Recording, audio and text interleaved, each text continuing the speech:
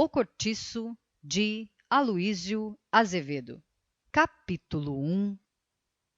João Romão foi, dos 13 aos 25 anos, empregado de um vendeiro que enriqueceu entre as quatro paredes de uma suja e obscura taverna nos refolhos do bairro de Botafogo. E tanto economizou do ponto que ganhara nessa dúzia de anos que, ao retirar-se o patrão para a terra, lhe deixou em pagamento de ordenados vencidos nem só a venda com que estava dentro, como ainda 1,5 conto em dinheiro. Proprietário e estabelecido por sua conta, o rapaz atirou-se à labutação ainda com mais ardor, possuindo-se de tal delírio de enriquecer que afrontava resignado as mais duras privações. Dormia sobre o balcão da própria venda, em cima de uma esteira, fazendo o travesseiro de um saco de estopa cheio de palha. A comida arranjava-lhe, mediante 400 réis por dia, uma quitandeira, sua vizinha, a Bertoleza, crioula trintona, escrava de um velho cego residente em Juiz de Fora e amigada com um português que tinha uma carroça de mão e fazia fretes na cidade. Bertoleza também trabalhava forte. A sua quitanda era a mais bem afreguesada do bairro. De manhã vendia angu e à noite peixe frito e iscas de fígado. Pagava de jornal a seu dono 20 mil réis por mês e, apesar disso, tinha de parte quase que o necessário para a alforria. Um dia, porém, o seu homem, depois de correr meia légua, puxando uma carga superior às suas forças, caiu morto na rua, ao lado da carroça, estrompado como uma besta. João Romão mostrou grande interesse por esta desgraça, fez-se até participante direto dos sofrimentos da vizinha e com tamanho empenho a lamentou que a boa mulher o escolheu para confidente das suas desventuras. Abriu-se com ele, contou-lhe sua vida de amofinações e dificuldades. Seu senhor comia-lhe a pele do corpo. Não era brinquedo para uma pobre mulher ter de escarrar para ali, todos os meses, 20 mil réis em dinheiro. E segredou-lhe então o que já tinha junto à sua liberdade e acabou pedindo ao vendeiro que lhe guardasse as economias, porque já de certa vez fora roubada por gatunos que lhe entraram na quitanda pelos fundos. Daí em diante, João Romão tornou-se o caixa, o procurador e o conselheiro da crioula. No fim de pouco tempo, era ele quem tomava conta de tudo o que ela produzia, e era também quem punha e dispunha dos seus pecúlios e quem se encarregava de remeter ao senhor os 20 mil réis mensais. Abriu-lhe logo uma conta corrente e a quitandeira, quando precisava de dinheiro para qualquer coisa, dava um pulo até a venda e recebia-o das mãos do vendeiro, de seu João, como ela dizia. Seu João debitava metodicamente essas pequenas quantias num caderninho, em cuja capa de papel pardo lia-se, mal escrito e em letras cortadas de jornal: Ativo e passivo de Bertoleza.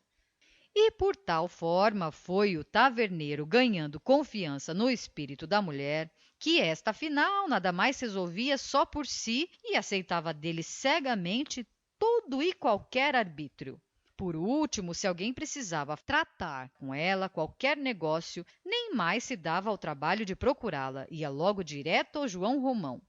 Quando deram fé, estavam amigados. Ele propôs-lhe morarem juntos e ela concordou de braços abertos, feliz em meter-se de novo com o português, porque, como toda cafusa, Bertoleza não queria sujeitar-se a negros e procurava instintivamente o homem numa raça superior à sua. João Romão comprou então, com as economias da amiga, alguns palmos de terreno ao lado esquerdo da venda e levantou uma casinha de 2 portas, dividida ao meio, paralelamente à rua, sendo a parte da frente destinada à quitanda e a do fundo para um dormitório que se arranjou com os cacarecos de Bertoleza. Havia, além da cama, uma cômoda de jacarandá, muito velha, com maçanetas de metal amarelo já mareadas, um oratório cheio de santos e forrado de papel de cor, um baú grande de couro cru tacheado, 2 banquinhos de pau feitos de uma só peça e um formidável cabide de pregar na parede, com sua competente coberta de retalhos de chita. O vendeiro nunca tivera tanta mobília.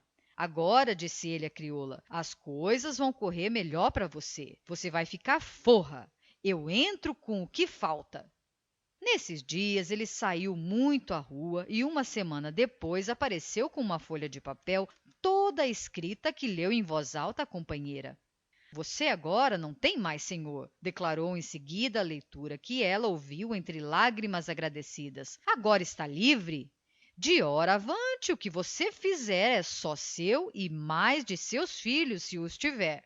Acabou-se o cativeiro de pagar os 20.000 réis à peste do cego. Coitado, a gente se queixa da sorte. Ele, como meu senhor, exigia o jornal, exigia o que era seu. Seu ou não seu, acabou-se. E vida nova. Contra todo o costume, abriu-se nesse dia uma garrafa de vinho do Porto e os dois beberam-na em honra ao grande acontecimento. Entretanto, a tal carta de liberdade era obra do próprio João Romão e nem mesmo o selo que ele entendeu de pespegar-lhe em cima para dar à bula maior formalidade, representava a despesa porque o esperto aproveitara uma estampilha já servida. O senhor de Bertoleza não teve sequer conhecimento do fato. O que lhe constou, sim, foi que a sua escrava lhe havia fugido para a Bahia depois da morte do amigo. O cego que venha buscá-la aqui, se for capaz, desafiou o vendeiro de si para si. Ele que caia nessa e verá se tem ou não para peras. Não obstante, só ficou tranqüilo de todo daí a 3 meses, quando lhe constou a morte do velho. A escrava passara naturalmente em herança a qualquer dos filhos do morto, mas por estes nada havia de recear.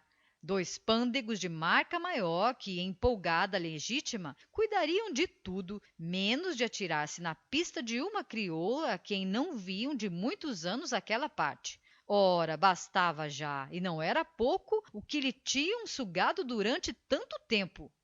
Bertoleza representava agora, ao lado de João Romão, o papel tríplice de caixeiro, de criada e de amante.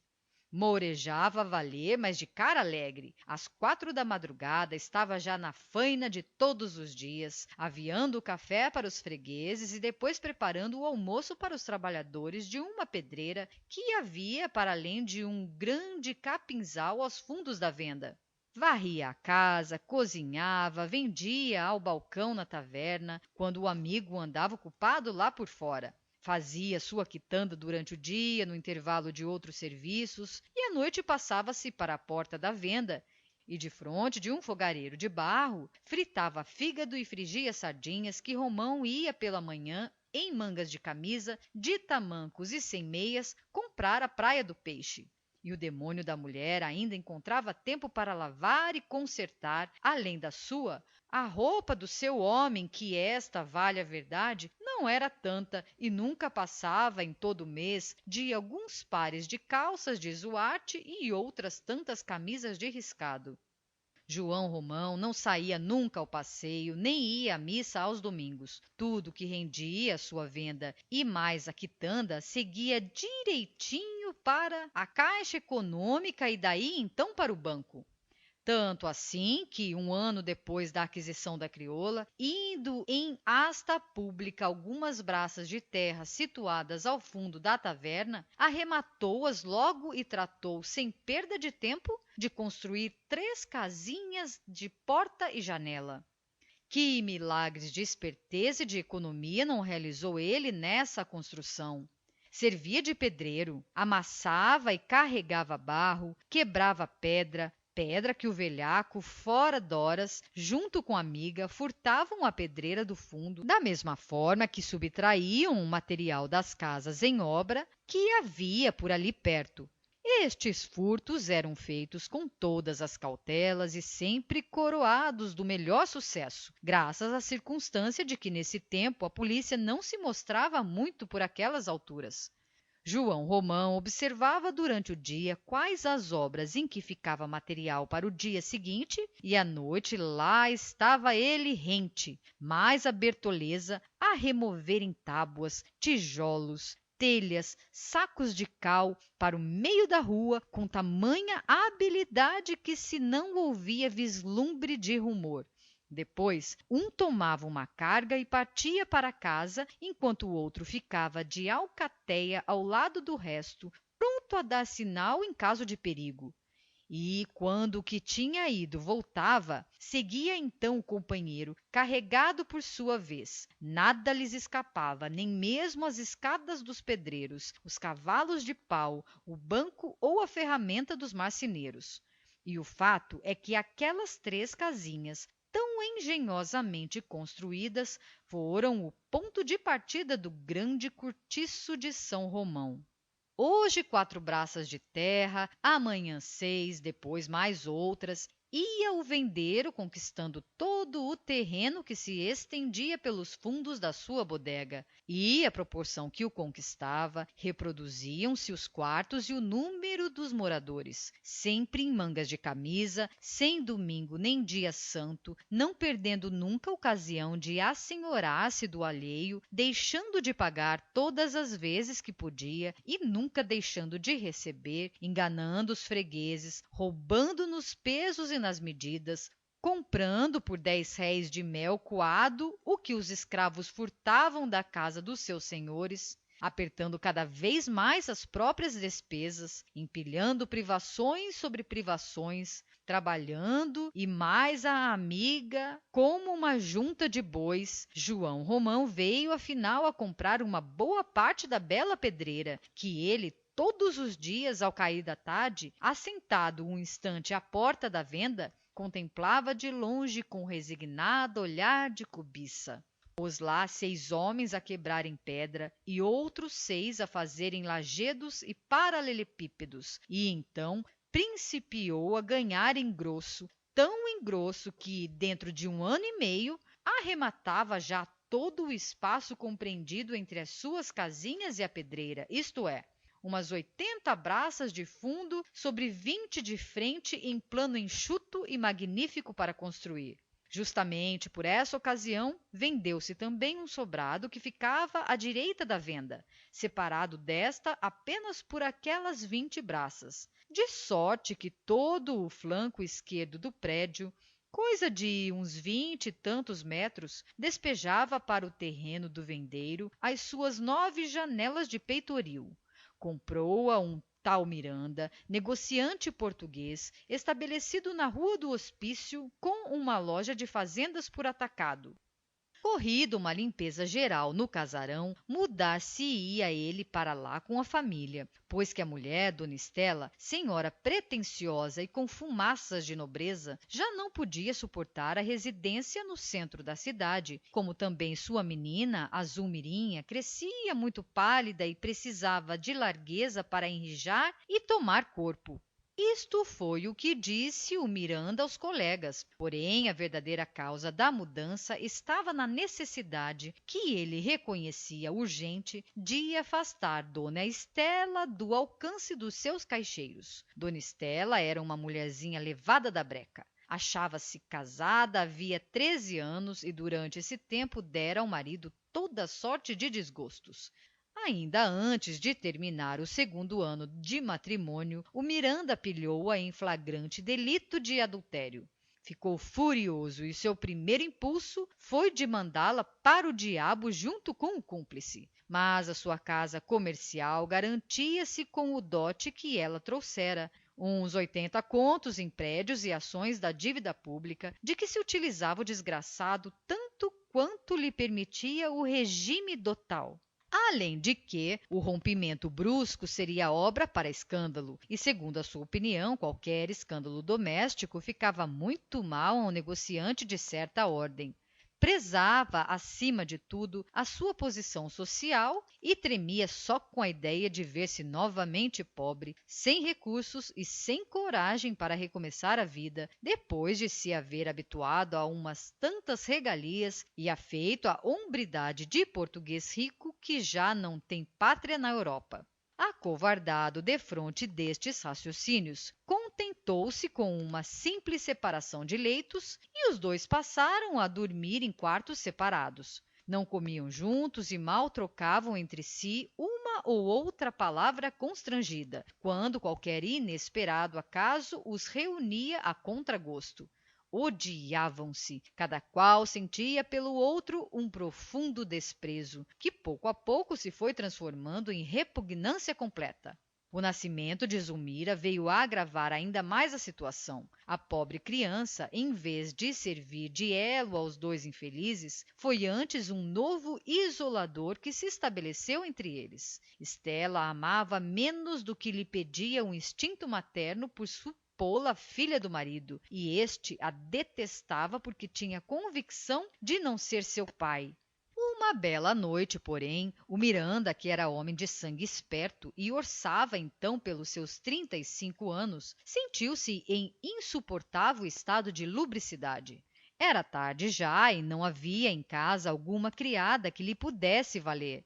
Lembrou-se da mulher, mas repeliu logo essa idéia com escrupulosa repugnância.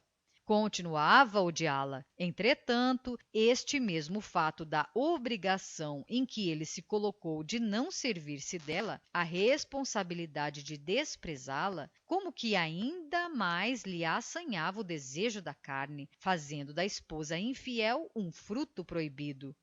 Afinal, coisa singular, posto que moralmente em nada diminuísse a sua repugnância pela perjura, foi ter ao quarto dela. A mulher dormia a sono solto. Miranda entrou pé ante pé e aproximou-se da cama. Devia voltar, pensou. Não lhe ficava bem aquilo, mas o sangue latejava-lhe reclamando-a. Ainda hesitou um instante, imóvel, a contemplá-la no seu desejo. Estela, como se o olhar do marido lhe apalpasse o corpo, torceu-se sobre o quadril da esquerda, repuxando com as coxas o lençol para a frente e patenteando uma nesga de nudez estufada e branca. O Miranda não pôde resistir, atirou-se contra ela que, num pequeno sobressalto, mais de surpresa que de revolta, desviou-se, tornando logo e enfrentando com o marido. E deixou-se empolgar pelos rins de olhos fechados, fingindo que continuava a dormir sem a menor consciência de tudo aquilo. Ah, ela contava como certo que o esposo, desde que não teve coragem de separar-se de casa, havia mais cedo ou mais tarde de procurá-la de novo. Conhecia-lhe o temperamento, forte para desejar e fraco para resistir ao desejo. Consumado o delito, o honrado negociante sentiu-se tolhido de vergonha e arrependimento. Não teve ânimo de dar palavra e retirou-se tristonho e murcho para o seu quarto de desquitado. Oh, como lhe doía agora o que acabava de praticar na cegueira da sua sensualidade! Que cabeçada! Dizia ele agitado. Que formidável cabeçada! No dia seguinte, os dois viram-se e evitaram-se em silêncio, como se nada de extraordinário houvera entre eles acontecido na véspera. Dir-se-ia até que, depois daquela ocorrência, o Miranda sentia crescer o seu ódio contra a esposa. E, à noite desse mesmo dia, quando se achou sozinho na sua cama estreita, jurou 1000 vezes aos seus brios nunca mais praticar semelhante loucura.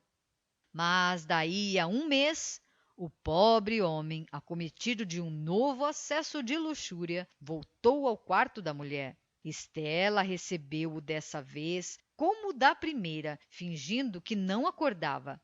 Na ocasião, porém, em que ele se apoderava dela febrilmente, a leviana, sem se poder conter, soltou-lhe em cheio contra o rosto uma gargalhada que a custo sopeava. O pobre diabo desnorteou, deveras escandalizado, soerguendo-se brusco, num estremunhamento de sonâmbulo acordado com violência.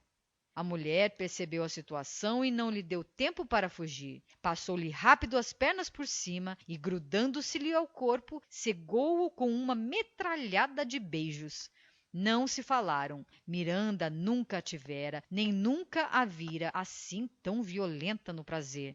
Estranhou-a.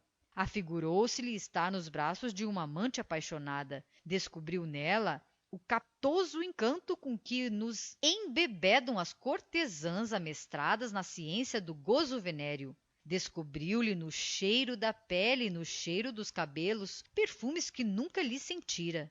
Notou-lhe outro hálito, outro som nos gemidos e nos suspiros, e gozou-a loucamente, com delírio, com verdadeira satisfação de animal no cio.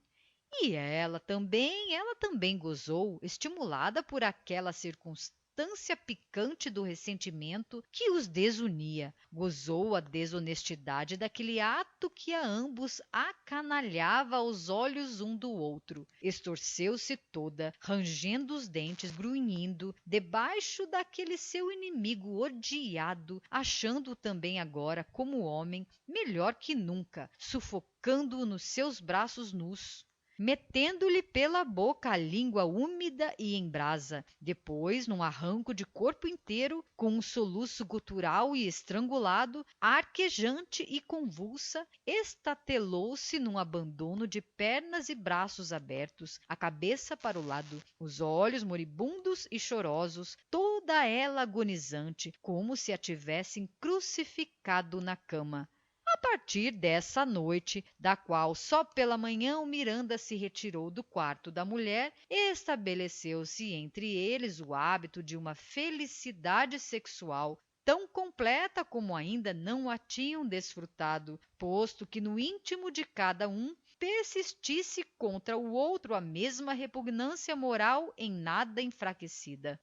Durante 10 anos viveram muito bem casados. Agora, porém, tanto tempo depois da primeira infidelidade conjugal, e agora que o negociante já não era acometido tão frequentemente por aquelas crises que o arrojavam fora d'horas ao dormitório de dona Estela, agora eis que a leviana parecia disposta a reincidir na culpa, dando corda aos caixeiros do marido, na ocasião em que estes subiam para almoçar ou jantar. Foi por isso que o Miranda comprou o prédio vizinho a João Romão. A casa era boa, seu único defeito estava na escassez do quintal. Mas para isso havia remédio. Com muito pouco, compravam-se umas 10 braças daquele terreno do fundo, que ia até a pedreira, e mais uns 10 ou 15 palmos do lado em que ficava a venda. Miranda foi logo entender-se com Romão e propôs-lhe negócio. O taverneiro recusou formalmente. Miranda insistiu. O senhor perde seu tempo e seu latim, retrucou o amigo de Bertoleza. Nem só não cedo uma polegada do meu terreno, como ainda lhe compro, se mo quiser vender, aquele pedaço que lhe fica ao fundo da casa. O quintal? É exato. Pois você quer que eu fique sem chácara, sem jardim, sem nada? Para mim era de vantagem. Ora, deixe-se disso, homem, e diga lá quanto quer pelo que lhe propus. Já disse o que tinha a dizer. Ceda-me então ao menos as 10 braças do fundo. Nem meio palmo. Isso é maldade de sua parte, sabe? Eu, se faço tamanho empenho, é pela minha pequena que precisa, coitada, de um pouco de espaço para largar-se. E eu não cedo, porque preciso do meu terreno. Ora qual? Que diabo pode lá você fazer ali? Uma porcaria de um pedaço de terreno quase grudado ao morro e aos fundos de minha casa. Quando você, aliás, dispõe de tanto espaço ainda, hei de lhe mostrar se tenho ou não o que fazer ali. É que você é teimoso. Olhe, se me cedesse as 10 braças do fundo, a sua parte ficaria cortada em linha reta até a pedreira, e escusava eu de ficar com uma aba de terreno alheio a meter-se pelo meu. Quer saber? Não amuro o quintal sem você decidir-se. Então ficará com o quintal para sempre sem muro, porque o que tinha a dizer já disse. Mas, homem de Deus, que diabo, pense um pouco. Você ali não pode construir nada. Ou pensará que lhe deixarei abrir janelas para o meu quintal? Não preciso abrir janelas sobre o quintal de ninguém. Nem tampouco lhe deixarei levantar a parede, tapando-me as janelas da esquerda. Não preciso levantar a parede desse lado. Então que diabo vai você fazer de todo este terreno? Ah, isso agora é cá comigo. O que for soará, pois creia que se arrepende de não me ceder o terreno. Se me arrepender, paciência. Só lhe digo é que muito mal se sairá quem quiser meter-se cá com a minha vida. Passe bem. Adeus. Travou-se então uma luta renhida e surda entre o português negociante de fazendas por atacado e o português negociante de secos e molhados. Aquele não se resolvia a fazer o muro do quintal sem ter alcançado o pedaço de terreno que o separava do morro. E o outro, por seu lado, não perdia a esperança de apanhar-lhe ainda pelo menos 2 ou 3 braças aos fundos da casa, parte esta que, conforme os seus cálculos, valeria ouro, uma vez realizado o grande projeto que ultimamente o trazia preocupado, a criação de uma estalagem em ponto enorme, uma estalagem monstro sem exemplo, destinada a matar toda aquela miuçalha de cortiços que alastravam por Botafogo. Era este o seu ideal. Havia muito que João Romão vivia exclusivamente para essa ideia. Sonhava com ela todas as noites, comparecia a todos os leilões de materiais de construção, arrematava madeiramentos já servidos, comprava telha em segunda mão, fazia pechinchas de cal e tijolos, o que era tudo depositado no seu extenso chão vazio, cujo aspecto tomava em breve o caráter estranho de uma enorme barricada, tal era a variedade de objetos que ali se apinhavam acumulados: tábuas e sarrafos, troncos de árvore, mastros de navio, caibros, restos de carroças, chaminés de barro e de ferro, fogões desmantelados, pilhas e pilhas de tijolos de todos os feitios, barricas de cimento, montes de areia e terra vermelha, aglomerações de telhas velhas, escadas partidas, depósitos de cal, o diabo, enfim, ao que ele, que sabia perfeitamente como essas coisas se furtavam, resguardava, soltando à noite um formidável cão de fila. Este cão era pretexto de eternas rezingas com o agente do Miranda, a cujo quintal ninguém de casa podia descer, depois das 10 horas da noite, sem correr o risco de ser assaltado pela fera. É fazer um muro, dizia João Romão, sacudindo os ombros. Não faço, replicava o outro, se ele é questão de capricho. Eu também tenho capricho. Em compensação, não caía no quintal do Miranda galinha ou frango, fugidos do cercado do vendeiro, que não levasse imediato sumiço. João Romão protestava contra o roubo em termos violentos, jurando vinganças terríveis, falando em dar tiros. Pois é fazer um muro no galinheiro, repontava o marido de Estela. Daí a alguns meses, João Romão, depois de tentar um derradeiro esforço para conseguir algumas braças do quintal do vizinho, resolveu principiar as obras da estalagem. Deixe estar, conversava ele na cama com a Bertoleza. Deixe estar que ainda lhe hei de entrar pelos fundos da casa, se é que não lhe entre pela frente, mais cedo ou mais tarde, como-lhe não 2 braças, mas 6, 8, todo o quintal e até o próprio sobrado, talvez. E dizia isto com uma convicção de quem tudo pode e tudo espera da sua perseverança, do seu esforço inquebrantável e da fecundidade prodigiosa do seu dinheiro, dinheiro que só lhe saía das unhas para voltar multiplicado. Desde que a febre de possuir se apoderou dele totalmente, todos os seus atos, todos, fosse o mais simples, visavam um interesse pecuniário. Só tinham uma preocupação: aumentar os bens. Das suas hortas recolhia para si e para a companheira os piores legumes, aqueles que, por maus, ninguém compraria. As suas galinhas produziam muito e ele não comia um ovo, do que, no entanto, gostava imenso. Vendia-os todos e contentava-se com os restos da comida dos trabalhadores. Aquilo já não era ambição. Era uma moléstia nervosa, uma loucura, um desespero de acumular, de reduzir tudo à moeda. E e seu tipo baixote, socado, de cabelos à escovinha, a barba sempre por fazer, ia e vinha da pedreira para a venda, da venda às hortas e ao capinzal, sempre em mangas de camisa, de tamancos, sem meias, olhando para todos os lados com o seu eterno ar de cobiça, apoderando-se com os olhos de tudo aquilo de que ele não podia apoderar-se logo com as unhas. Entretanto, a rua lá fora povoava-se de um modo admirável, construía-se mal, porém muito.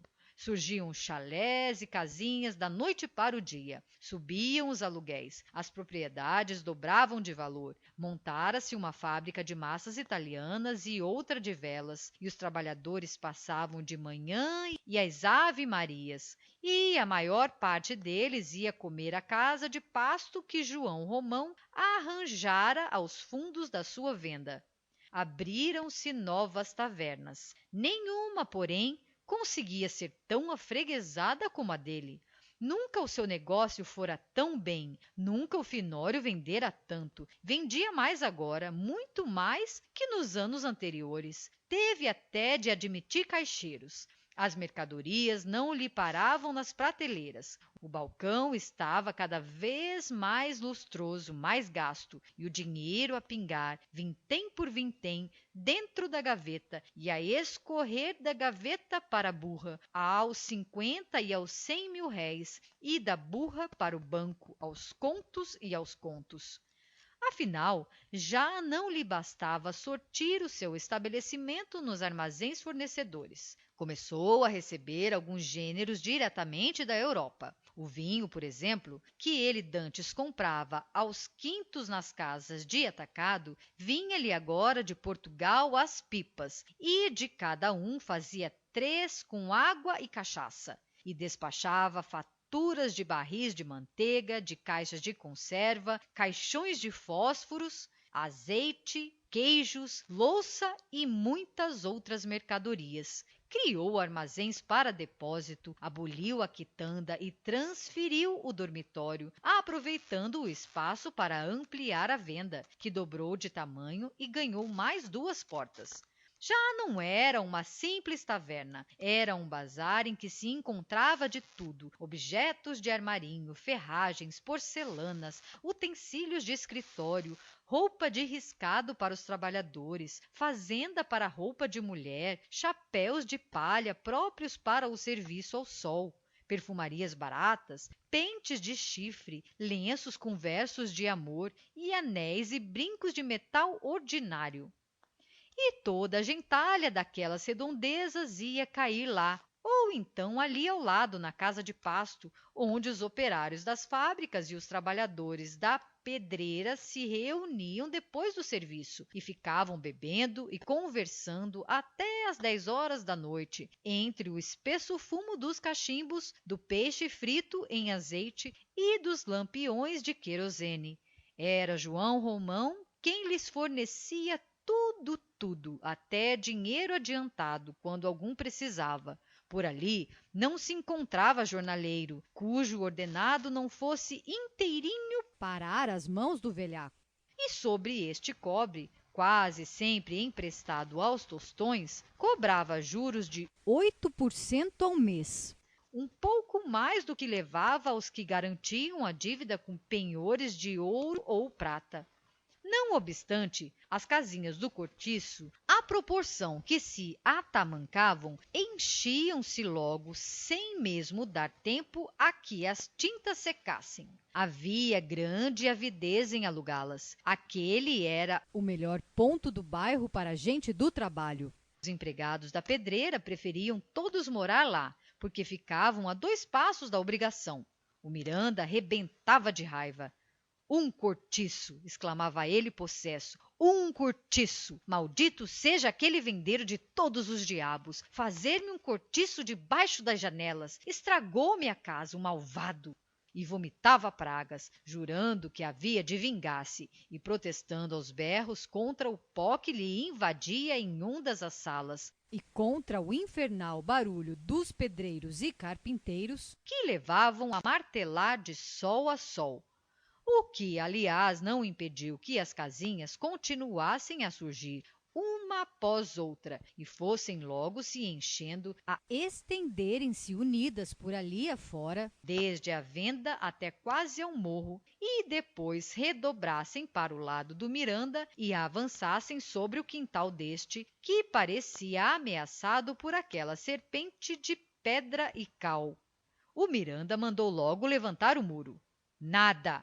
Aquele demônio era capaz de invadir-lhe a casa até a sala de visitas. E os quartos do cortiço pararam, enfim, de encontro ao muro do negociante, formando com a continuação da casa deste um grande quadrilongo, espécie de pátio de quartel, onde podia formar um batalhão. 95 casinhas comportou a imensa estalagem. Prontas, João Romão mandou levantar na frente, nas 20 braças que separavam a venda do sobrado do Miranda, um grosso muro de 10 palmos de altura, coroado de cacos de vidro e fundos de garrafa, e com um grande portão no centro, onde se dependurou uma lanterna de vidraças vermelhas por cima de uma tabuleta amarela, em que se lia o seguinte, escrito a tinta encarnada e sem ortografia: Estalagem de São Romão. Alugam-se casinhas e tinas para lavadeiras. As casinhas eram alugadas por mês e as tinas por dia. Tudo pago adiantado. O preço de cada tina metendo à água 500 réis. Sabão à parte. As moradoras do cortiço tinham preferência e não pagavam nada para lavar. Graças à abundância d'água que lá havia, como em nenhuma outra parte, e graças ao muito espaço de que se dispunha no cortiço para estender a roupa, a concorrência às tinas não se fez esperar. Acudiram lavadeiras de todos os pontos da cidade, entre elas algumas vindas de bem longe. E mal vagava uma das casinhas, ou um quarto, um canto onde coubesse um colchão, surgia uma nuvem de pretendentes a disputá-los. E aquilo se foi constituindo numa grande lavanderia, agitada e barulhenta, com as suas cercas de varas, as suas hortaliças verdejantes e os seus jardinzinhos de 3 e 4 palmos, que apareciam como manchas alegres por entre a negrura das limosas tinas transbordantes e o revérbero das claras barracas de algodão cru, armadas sobre os lustrosos bancos de lavar, e os gotejantes jiraus, cobertos de roupa molhada, cintilavam ao sol que nem lagos de metal branco. E naquela terra encharcada e fumegante, naquela umidade quente e lodosa, começou a minhocar, a esfervilhar, a crescer um mundo, uma coisa viva, uma geração que parecia brotar espontânea ali mesmo daquele lameiro e multiplicar-se como larvas no esterco. Capítulo 2. E durante 2 anos o cortiço prosperou de dia para dia, ganhando forças, socando-se de gente. E ao lado Miranda assustava-se, inquieto com aquela exuberância brutal de vida, aterrado defronte daquela floresta implacável que lhe crescia junto da casa, por debaixo das janelas, e cujas raízes, piores e mais grossas do que serpentes, minavam por toda a parte, ameaçando rebentar o chão em torno dela, rachando o solo e abalando tudo. Posto que lá na rua do hospício os seus negócios não corressem mal, custava-lhe a sofrer escandalosa fortuna do vendeiro, aquele tipo, um miserável, um sujo, que não pusera nunca um paletó e que vivia de cama e mesa com uma negra. À noite, aos domingos, ainda mais recrudescia o seu azedume quando ele, recolhendo-se fatigado do serviço, deixava-se ficar estendido numa preguiçosa junto à mesa da sala de jantar e ouvia a contragosto o grosseiro rumor que vinha da estalagem numa exalação forte de animais cansados. Não podia chegar à janela sem receber no rosto aquele bafo quente e sensual que o embebedava com seu fartum de bestas no coito, E depois, fechado no quarto de dormir, indiferente e habituado às torpezas carnais da mulher, isento já dos primitivos sobressaltos que lhe faziam a ele ferver o sangue e perder a tramontana, era ainda a prosperidade do vizinho o que lhe obcecava o espírito, enegrecendo-lhe a alma com um feio ressentimento de despeito. Tinha inveja do outro, daquele outro português que fizera fortuna sem precisar roer nenhum chifre, daquele outro que, para ser mais rico 3 vezes do que ele, não teve de casar com a filha do patrão ou com a bastarda de algum fazendeiro freguês da casa. Mas então ele, Miranda, que se supunha a última expressão da ladinagem e da esperteza, ele que, logo depois do seu casamento, respondendo para Portugal a um ex-colega que o felicitava, dissera que o Brasil era uma cavalgadura carregada de dinheiro, cujas rédeas um homem fino empolgava facilmente, ele que se tinha na conta de invencível matreiro, não passava afinal de um pedaço d'asno comparado com seu vizinho.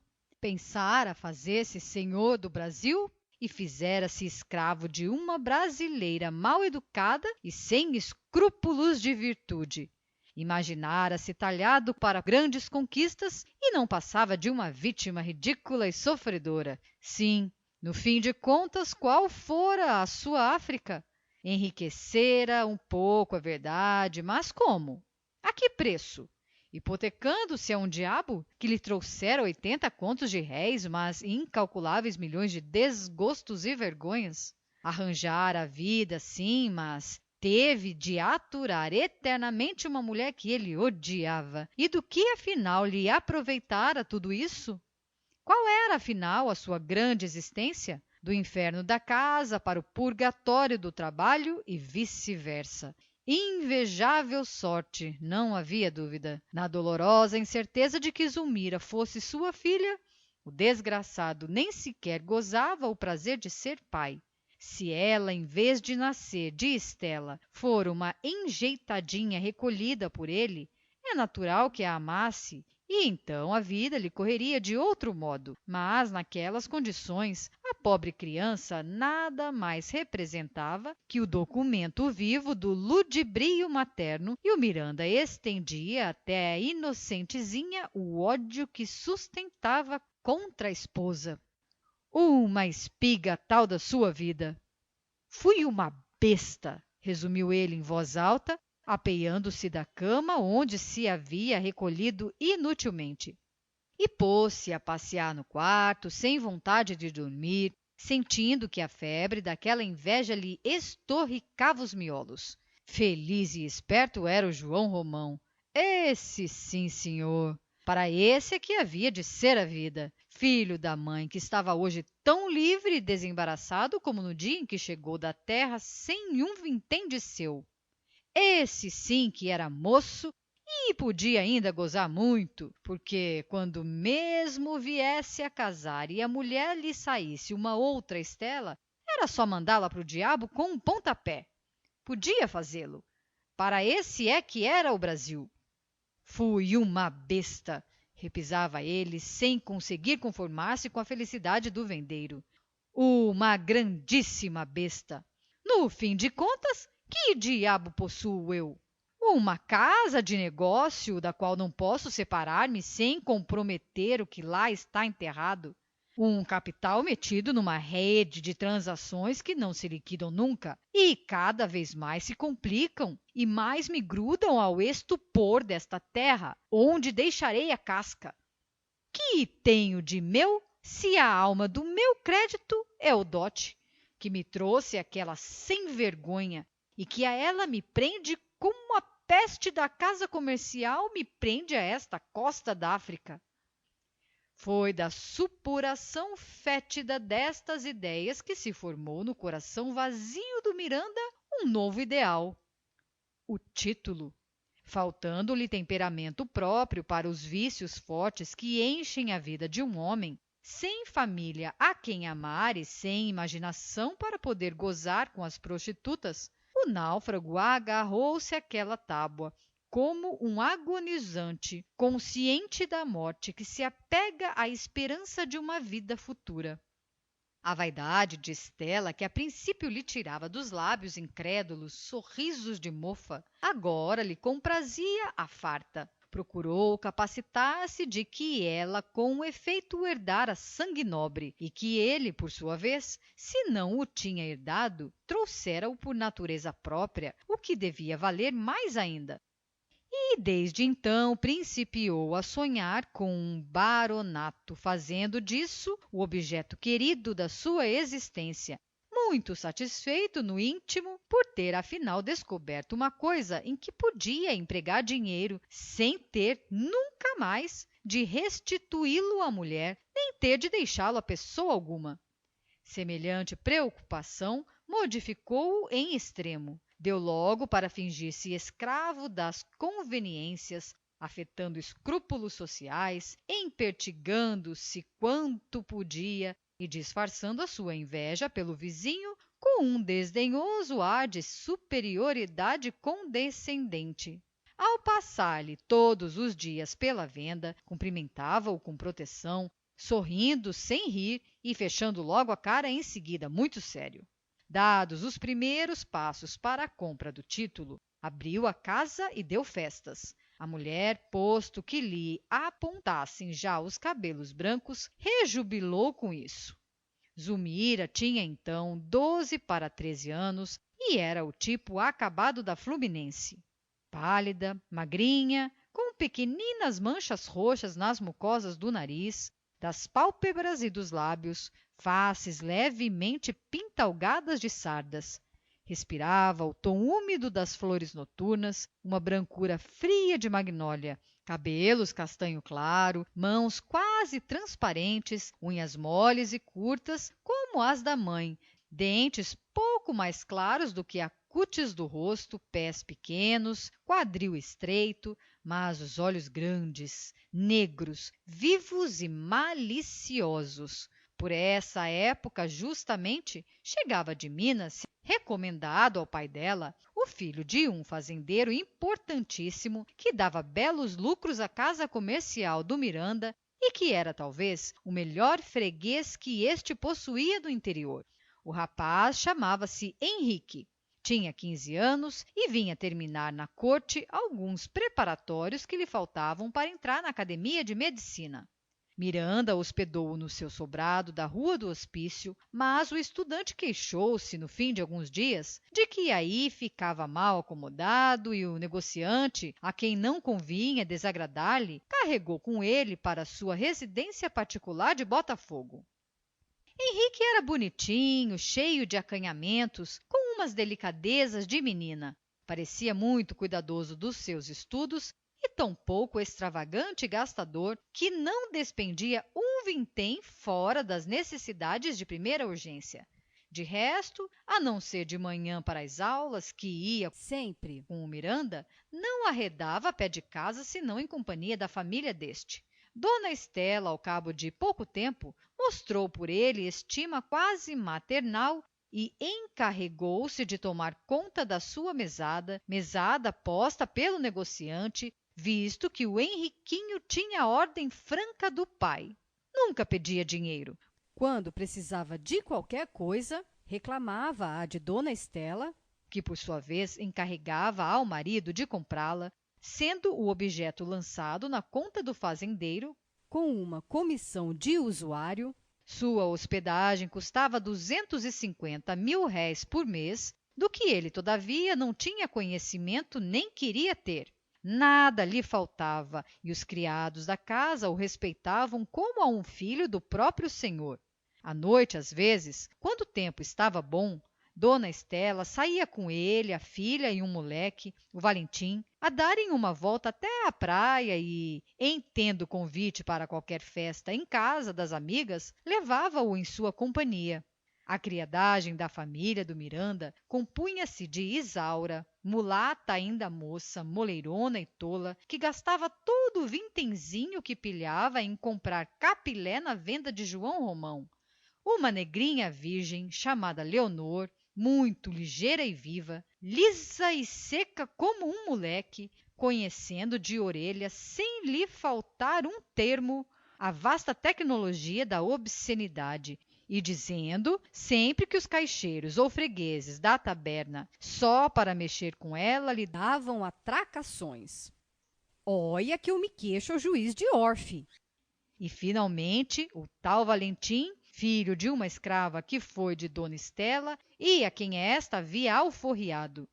A mulher do Miranda tinha por este moleque uma afeição sem limites. Dava-lhe toda a liberdade, dinheiro, presentes, levava-o consigo a passeio, trazia-o bem vestido e muita vez chegou a fazer ciúmes à filha de tão solícita que se mostrava com ele. Pois se a caprichosa senhora ralhava com Zulmira por causa do negrinho, pois se quando se queixavam os dois, um contra o outro, ela nunca dava razão à filha, pois se o que havia de melhor na casa era para o Valentim, pois se quando foi este atacado de bexigas e o Miranda, apesar das súplicas e dos protestos da esposa, mandou-o para um hospital, Dona Estela chorava todos os dias e durante a ausência dele não tocou piano, nem cantou, nem mostrou os dentes a ninguém? E o pobre Miranda, se não queria sofrer impertinências da mulher e ouvir sinsaborias defronte dos criados, tinha de dar ao moleque toda a consideração e fazer-lhe humildemente todas as vontades. Havia ainda, sob as telhas do negociante, um outro hóspede além do Henrique, o velho Botelho. Este, porém, na qualidade de parasita. Era um pobre diabo caminhando para os 70 anos. Antipático, cabelo branco, curto e duro como escova, barba e bigode do mesmo teor, muito macilento, com os óculos redondos que lhe aumentavam o tamanho da pupila e davam-lhe à cara uma expressão de abutre, perfeitamente de acordo com o seu nariz adunco e com a sua boca sem lábios. Viam-se-lhe ainda todos os dentes, mas tão gastos que pareciam limados até ao meio. Andava sempre de preto, com um guarda-chuva debaixo do braço e um chapéu de braga enterrado nas orelhas. Fora em seu tempo empregado do comércio, depois corretor de escravos. Contava mesmo que estivera mais de uma vez na África negociando negros por sua conta. Atirou-se muito às especulações. Durante a Guerra do Paraguai ainda ganhara forte, chegando a ser bem rico. Mas a roda desandou e de malogro em malogro foi-lhe escapando tudo por entre as suas garras de ave de rapina. E agora, coitado, já velho, comido de desilusões, cheio de hemorroidas, via-se totalmente sem recursos e vegetava à sombra do Miranda, com quem por muitos anos trabalhou em paz, sob as ordens do mesmo patrão e de quem se conservara amigo, a princípio por acaso e mais tarde por necessidade. Devorava-o dia e noite uma implacável amargura, uma surda tristeza de vencido, um desespero impotente contra tudo e contra todos, por não ter-lhe sido possível empolgar o mundo com as suas mãos hoje inúteis e trêmulas. E como seu atual estado de miséria não lhe permitira abrir contra ninguém o bico, Desabafava, vituperando as ideias da época. Assim, eram às vezes muito quentes as sobremesas do Miranda, quando, entre outros assuntos palpitantes, vinha à discussão um movimento abolicionista que principiava a formar-se em torno da Lei Rio Branco. Então o Botelho ficava possesso e vomitava frases terríveis para a direita e para a esquerda, como quem dispara tiros sem fazer alvo, e vociferava imprecações, aproveitando aquela válvula para desafogar o velho ódio acumulado dentro dele. Bandidos! Berrava apoplético. Cáfila de salteadores! E o seu rancor irradiava-lhe dos olhos em setas envenenadas, procurando cravar-se em todas as brancuras e em todas as claridades. A virtude, a beleza, o talento, a mocidade, a força, a saúde e principalmente a fortuna, eis o que ele não perdoava a ninguém. amaldiçoando todo aquele que conseguia o que ele não obtivera, que gozava o que ele não desfrutara, que sabia o que ele não aprendera. E, para individualizar o objeto do seu ódio, voltava-se contra o Brasil, essa terra que, na sua opinião, só tinha uma serventia: enriquecer os portugueses, e que, no entanto, o deixara a ele na penúria. Seus dias eram consumidos do seguinte modo: acordava às 8 da manhã, lavava-se mesmo no quarto com uma toalha, molhada em espírito de vinho. Depois ia ler os jornais para a sala de jantar, à espera do almoço. Almoçava e saía, tomava o bonde e ia direitinho para uma charutaria da Rua do Ouvidor, onde costumava ficar assentado até às horas do jantar, entretido a dizer mal das pessoas que passavam lá fora, defronte dele. Tinha a pretensão de conhecer todo o Rio de Janeiro e os podres de cada um em particular. Às vezes, poucas, dona Estela encarregava-o de fazer pequenas compras de armarinho, o que o Botelho desempenhava melhor que ninguém. Mas a sua grande paixão, o seu fraco, era a farda. Adorava tudo que dissesse respeito ao militarismo, posto que tivera sempre invencível medo às armas de qualquer espécie, mormente as de fogo. Não podia ouvir disparar perto de si uma espingarda. Entusiasmava-se, porém, com tudo que cheirasse a guerra. A presença de um oficial em grande uniforme tirava-lhe lágrimas de comoção. Conhecia na ponta da língua o que se referia à vida de quartel. Distinguia ao primeiro lance de olhos o posto e o corpo a que pertencia qualquer soldado, e, apesar dos seus achaques, era ouvir tocar na rua a corneta ou o tambor conduzindo o batalhão, ficava logo no ar e, muita vez, quando dava por si, fazia parte dos que acompanhavam a tropa. Então, não tornava para Casa enquanto os militares não se recolhessem. quase sempre voltava dessa loucura às 6 da tarde, moído a fazer dó, sem poder ter-se nas pernas, estrompado de marchar horas e horas ao som da música de pancadaria. E o mais interessante é que ele, ao vir-lhe a reação, revoltava-se furioso contra o maldito comandante que o obrigara àquela estopada, levando o batalhão por uma infinidade de ruas e fazendo de propósito o caminho mais longo. Só parece, lamentava-se ele, que a intenção daquele malvado era dar-me cabo da pele. Ora, vejam, 3 horas de marche-marche por uma soalheira de todos os diabos. Uma das birras mais cômicas do Botelho era o seu ódio pelo Valentim. O moleque causava-lhe febre com as suas petulâncias de mimalho, e velhaco, percebendo quanto elas o irritavam, ainda mais abusava, seguro na proteção de dona Estela. O parasita de muito que o teria estrangulado se não fora a necessidade de agradar a dona da casa. Botelho conhecia as faltas de Estela como as palmas da própria mão. O Miranda mesmo, que o via em conta de amigo fiel, muitas e muitas vezes lhas confiara em ocasiões desesperadas de desabafo, declarando francamente o quanto no íntimo a desprezava e a razão por que não a punha na rua aos pontapés. E o Botelho dava-lhe toda a razão. Entendia também que os sérios interesses comerciais estavam acima de tudo. Uma mulher naquelas condições, dizia ele convicto, representa nada menos que o capital. E um capital, em caso nenhum, a gente despreza. Agora, você o que devia era nunca chegar-se para ela. Ora, explicava o marido, eu me sirvo dela como quem se serve de uma escarradeira.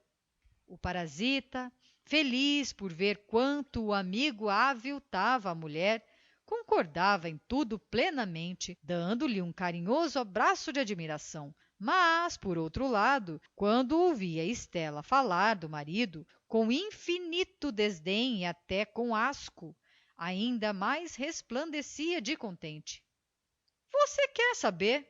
Afirmava ela.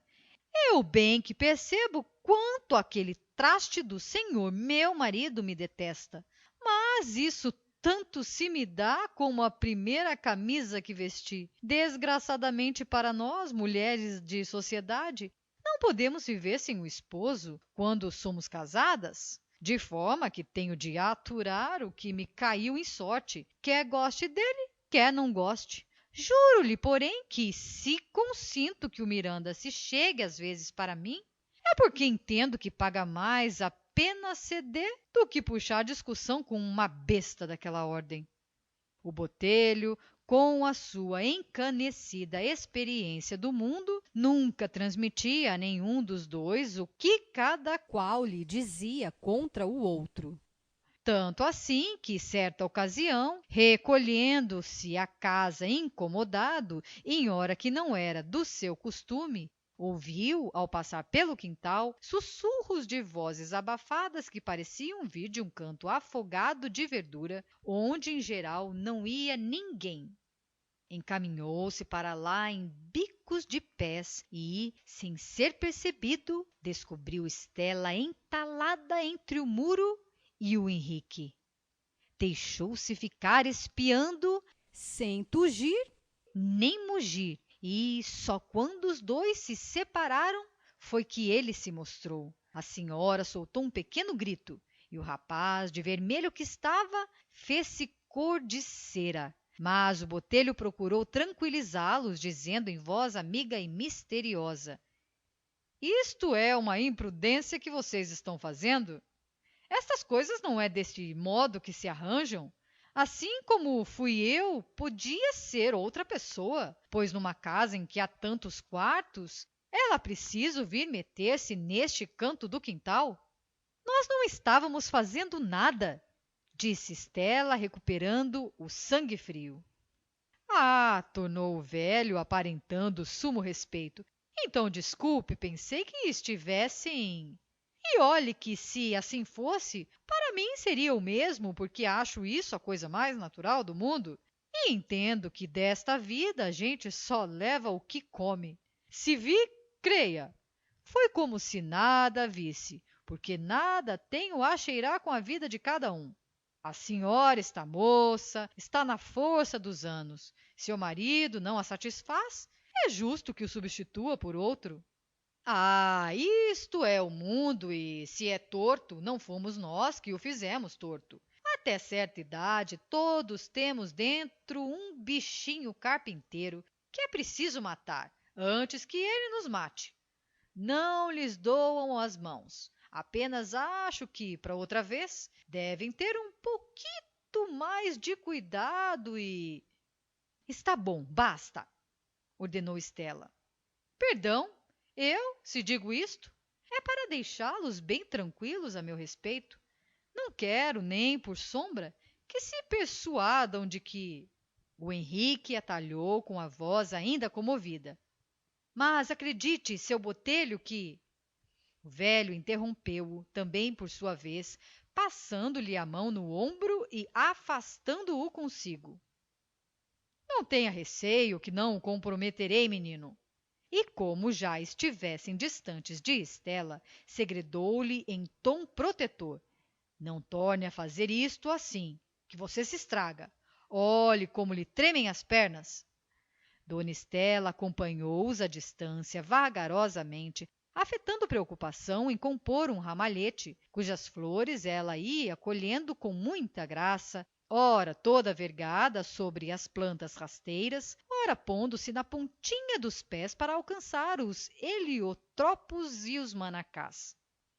Henrique seguiu o Botelho até ao quarto deste, conversando sem mudar de assunto. Você então não fala nisto, hein? Jura? Perguntou-lhe. O velho tinha já declarado a rir, que os pilhara em flagrante e que ficara bom tempo à espreita. Falar o quê, seu tolo? Pois então, quem pensa você que eu sou? Só abrirei o bico se você me der motivo para isso. Mas estou convencido que não dará. Quer saber? Eu até simpatizo muito com você, Henrique. Acho que você é um excelente menino, uma flor. E digo-lhe mais. e de proteger os seus negócios com Dona Estela. Falando assim, tinha-lhe tomado as mãos e afagava-as. Olhe, continuou acariciando-o sempre, não se meta com donzelas, entende? São o diabo. Por dar cá aquela palha fica um homem em apuros. Agora, quanto às outras, papo com elas. Não mande nenhuma ao vigário, nem lhe doa a cabeça, porque, no fim de contas, nas circunstâncias de Dona Estela, é até um grande serviço que você lhe faz. Meu rico amiguinho, quando uma mulher já passou dos 30 e pilha a jeito um rapazito da sua idade, é como se descobrisse ouro em pó. Sabe-lhe as gaitas. Fique então sabendo de que não é só a ela que você faz o obséquio, mas também ao marido. Quanto mais escovar-lhe você a mulher, melhor ela ficará de gênio. E, por conseguinte, melhor será para o pobre homem, coitado, que tem já bastante com que se aborrecer lá por baixo com os seus negócios e precisa de um pouco de descanso quando volta do serviço e mete-se em casa. Escóvia, escóvia, que a porá macia que nem veludo. O que é preciso é muito juizinho, percebe? Não faça outra criançada como a de hoje e continue para diante. Não só com ela, mas com todas as que lhe caírem debaixo da asa. Vá passando, menos as de casa aberta, que isso é perigoso por causa das moléstias. Nem tão pouco donzelas. Não se meta com a Zulmira. E creia que lhe falo assim porque sou seu amigo, porque o acho simpático, porque o acho bonito. E acarinhou-o tão vivamente dessa vez que o estudante, fugindo-lhe das mãos, afastou-se com um gesto de repugnância e desprezo, enquanto o velho lhe dizia em voz comprimida: olhe, espera, vem cá. Você é desconfiado. Esperamos que você tenha gostado desta prévia. Para continuar ouvindo este audiolivro no Google Play Livros, use o link na descrição do vídeo.